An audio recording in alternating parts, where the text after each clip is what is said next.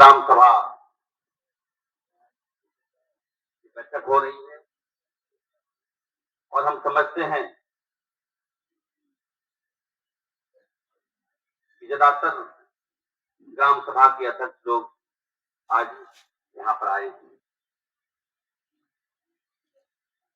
हमको आमंत्रण मिला था कि आइए ग्राम सभा की बैठक है और बालू घाटों का नीलामी को लेकर भ्रष्टाचार हो रहा है, बाहर के लोग आ रहे हैं।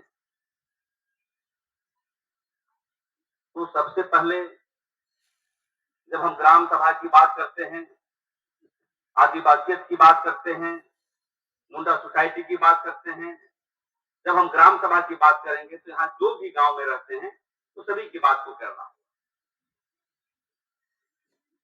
और ग्राम सभा का भी ऐतिहासिक पृष्ठभूमि क्या है, कब ग्राम सभा की उत्पत्ति हुई थी या एक खटिया पर एक पटिया पर हम लोग बैठते थे।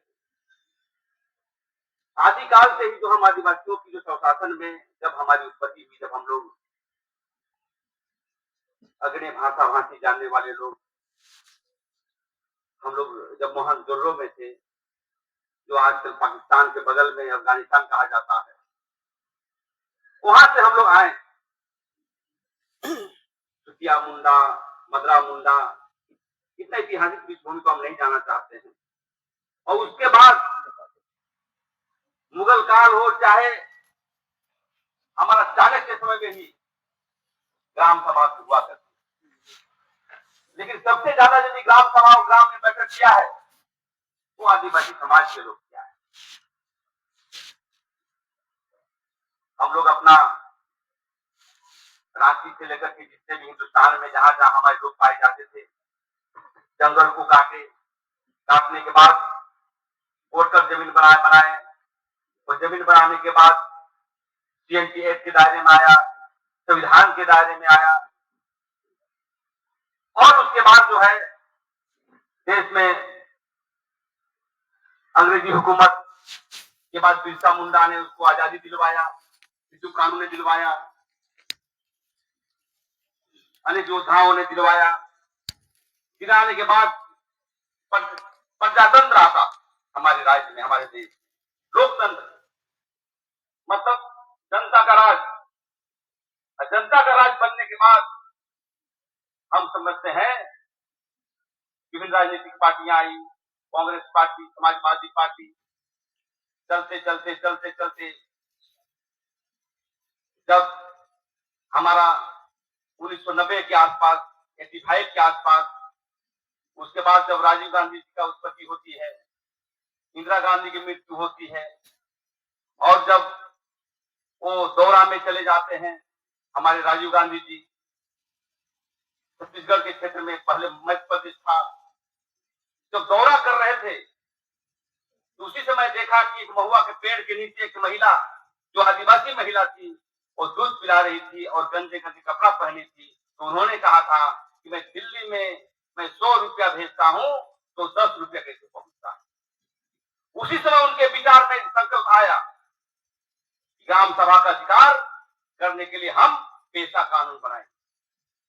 और उसी समय दिलीप सिंह भुरिया जैसे लोग वहां के जब आदिवासी थे, जो गौड़ समाज के थे, तब वहां पर इसकी जो है पेशा कानून का ड्राफ्टिंग हुआ।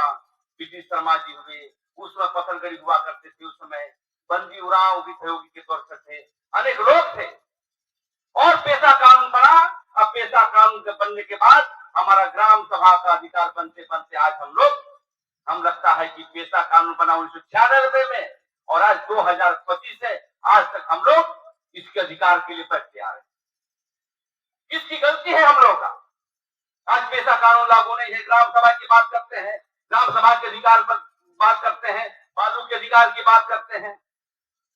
कहीं न कहीं ये हम समाज की गलती, ये बात को समझिए, हमारा गलती है, हम अपने अधिकार को नहीं जानते हैं। जब बालू का लुटाई हो रहा था तो हम लोग भी बैठक आए थे बारीगांव में, वहां पर होने के बाद मांग पर सौंपा खूंटी के क्षेत्र में, लेकिन जब हम पर हमला होता है तब हम डरते हैं। जब हम पर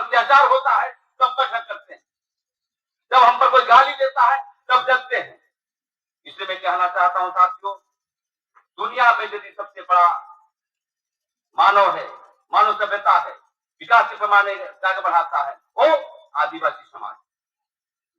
और संक्षिप्त शब्दों में यही कहना चाहते हैं कि हम लोग को ऐसा ही बैठक करते रहना पड़ेगा। और ये तो दुर्भाग्यपूर्ण समझिए कि जब आपका बालू घाट का नीलामी हो रहा था, आपके समर्थन में हाई कोर्ट ने रोक लगा दिया कि खबरदार, कि जब तक जो है आदिवासियों को जो है बालू घाट नहीं दोगे, उस खनन का अधिकार नहीं दोगे, तब तक जब तक नियमावली नहीं बनाओगे, तब तक हम आपको बालू घाट नहीं देंगे।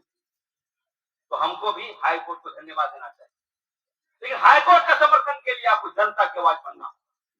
जनता की आवाज कौन है? आप लोग हैं। कोई पार्टी में रहिए, कोई संगठन में रहिए, लेकिन आदिवासी समाज का स्वशासन के लिए, अपनी जो है बालू का अधिकार के लिए यदि हम लोकतांत्रिक मूल्यों का रखेंगे, जब तक आंदोलनात्मक कार्रवाई हम लोग नहीं करेंगे, तब तक हाईकोर्ट को बल नहीं मिलेगा। इसलिए हम कहना चाहते हैं, आज हमारी बैठक आने का मतलब यही है। खासकर मुंडा पट्टी में जो मुंडा समाज के लोग हैं, उनकी व्यवस्था को लेकर के हमेशा नियम कानून बने हैं। आज भी एक संकल्प होना चाहिए ग्राम सभा में, ये अभियान को यही नहीं करना चाहिए, पूरे जहां पर पटना क्षेत्र में है, हर जगह जाकर के पेशा कानून हूबहू लागू करने के लिए आंदोलन को तेज करने का आज में संकल्प लेने की आवश्यकता है। साथियों, अब कहेंगे कि पेशा कानून क्या है, इसे बनाना नहीं चाहते हैं, देश में कानून कैसे बनते हैं।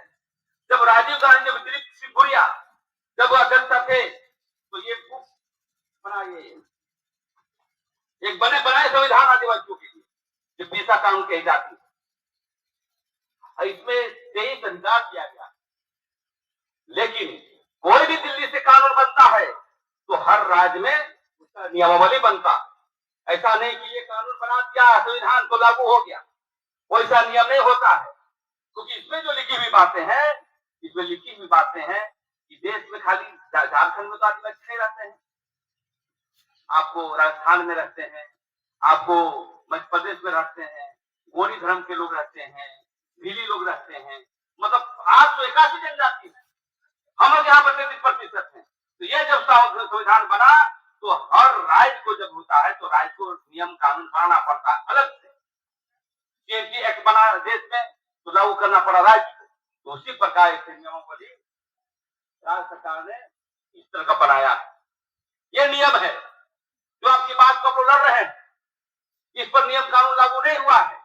ये नियमावली हम लोगों ने विभिन्न प्रकार की आदिवासी सोसाइटी के बुद्धिजीवी लोग लिख करके हम लोग सरकार के पास दे दिए।